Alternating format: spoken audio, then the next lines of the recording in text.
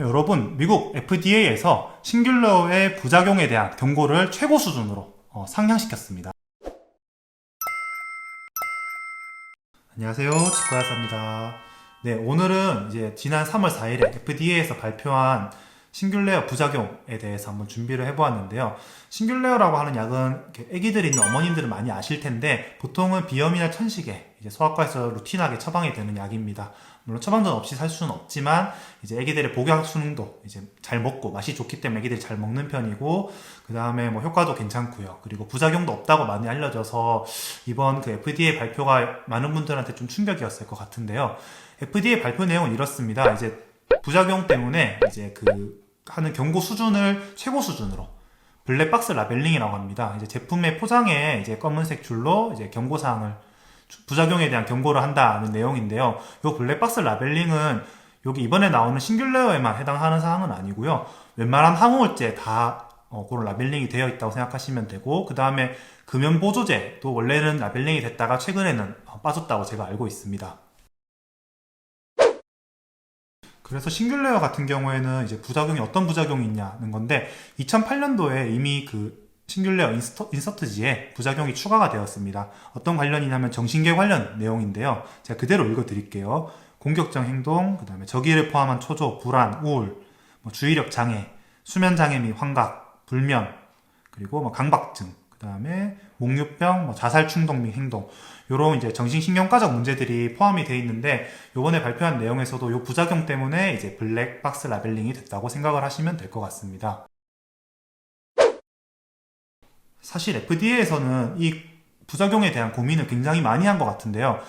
그 결과로 2019년도에 발표한 자료, FDA 공식 자료입니다. 공식 자료에도 얘네들이 이제 논문들을 관련된 부작용 관련, 싱귤레어 부작용 관련된 논문들을 쫙 뽑아가지고 그 중에서 어느 정도 근거가 확립되고 사람을 대상으로 한 그런 논문들을 추출했을 때, 그 추출한 4개의 논문 중에서 2개의 논문은 싱귤레어가 부작용과 관련이 있다, 2개의 논문은 싱귤레어가 부작용과 관련이 없다 해서 그 중간에 결론을 내린 게, 이거 FDA 공식 결론이었습니다. 2019년도에 내린 게 이제 자해, 그 다음에 우울증, 그리고 이제 자살, 요 3가지 부작용은 통계학적으로는 싱귤레어와 관계가 없다라고 결론을 내렸었습니다. 하지만 나머지 부작용들, 이제 악몽을 꾼다던가 아니면 불면증이 된다던가 그런 나머지 대부분의 부작용에 대해서는 아직 모르겠다라고 답변을 했었습니다. 그리고 3개월 뒤에 오늘 말씀드린 블랙박스 라벨링이 결정이 된 거고요.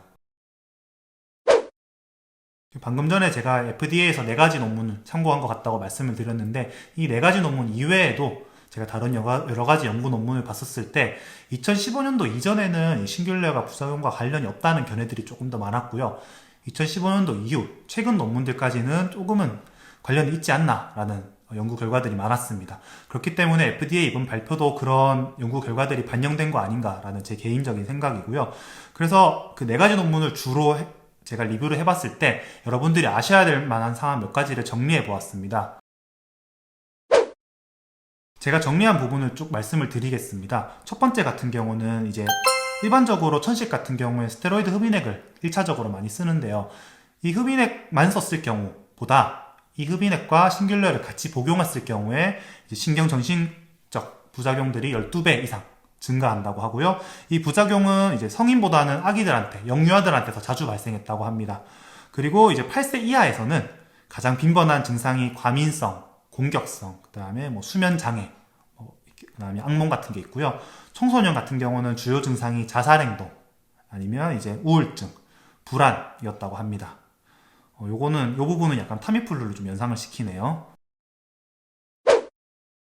네, 그리고 두 번째로 이러한 신경정신적 부작용은 영유아들이 인식이 굉장히 어렵습니다. 불안, 초조, 이런 그런 정서들을 아기들이 인식하기 굉장히 어려운 경우가 많고요. 설사 인식을 한다 하더라도 부모님한테 하는 표현이 굉장히 서툴 수 있습니다.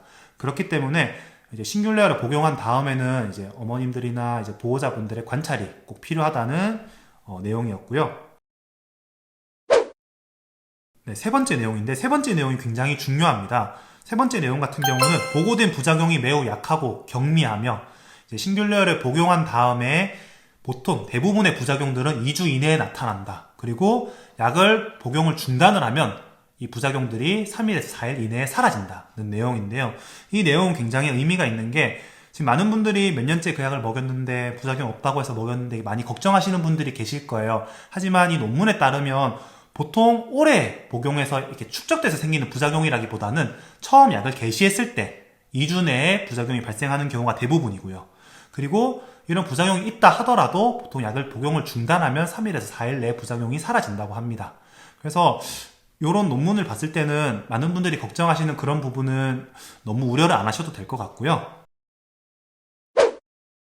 네, 마지막 네 번째인데요. 네 번째는 이제 이런 싱귤레어가 부작용과 관련이 없다는 취지의 논문에서 나온 내용인데, 이런 부작용이 싱귤레어를 먹어서 생긴 게 아니라 이제 천식이 덜 나와서 미해결된 천식 때문에 생길 수 있는 결과다라고 말한 논문이 있었습니다. 그러니까 천식 보통 앓는 경우에는 이제 숨도 좀 쉬기 힘들고 그러다 보니까 아기들이 이제 폐쇄성이라던가 이런 불안감, 이렇게 우울증을 앓는 경우가 종종 있다고 합니다. 그렇기 때문에 약물에 따른 부작용이 아니라 천식 자체의 그런 이렇게 동반되는 증상들이다라고 말한 거였고요.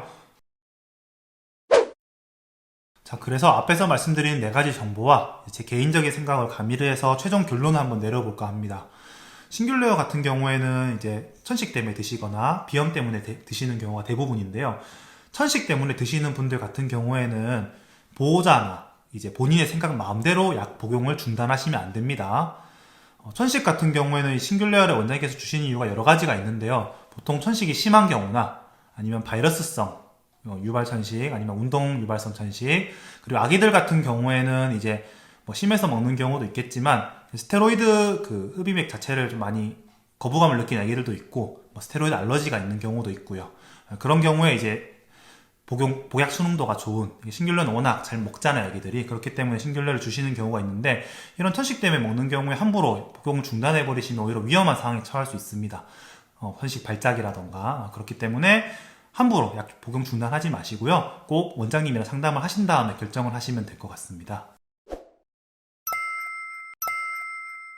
그리고 이제 알러지 비염 같은 경우에는 이 싱귤레어라는 약을 오랫동안 복용을 해왔는데 효과도 좋고 부작용도 없더라 라고 하시는 분들은 그대로 복용을 하셔도 됩니다. 지금 걱정하시는 부작용들이 보통 초기에 나타나는 부작용이 대부분이었고요. 이제 약을 오랫동안 먹어서 축적돼서 생기는 부작용의 개념은 아니거든요. 그렇기 때문에 그대로 드셔도 되고요. 하지만 이제 좀 찝찝하시거나 아니면 이제 이런 부작용을 느끼신 적이 있는 분들 같은 경우에는 대체 제제를 쓰시면 되는데, 알러지 비염은 대체 제제가 굉장히 다양하고 좋은 게 많습니다. 대표적으로 이제 스테로이드 흡인액 같은 경우에는 효과도 좋고 부작용도 좋고요. 그리고 항히스타민제도 여러 가지 종류가 있기 때문에 굳이 이제 싱귤레어를 고집하지 마시고 다양한 약들을 써보시면 되니까 그렇게 하시면 될 것 같고요. 마지막으로 말씀드릴 내용은 이제 블랙박스 원인에 관한 내용인데요. 사실 이 경고문이 많은 제품에 붙어 있습니다. 모든 항우울제, 그 다음에 일부 진통제랑 심지어 항생제도 붙어 있고요. 근데 그렇다고 해서 이 약들을 안 먹는 것도 아니잖아요. 그러니까 이거를 여러분들이 부작용이 있을 수 있다라는 경고로 받아들이셔야 돼요.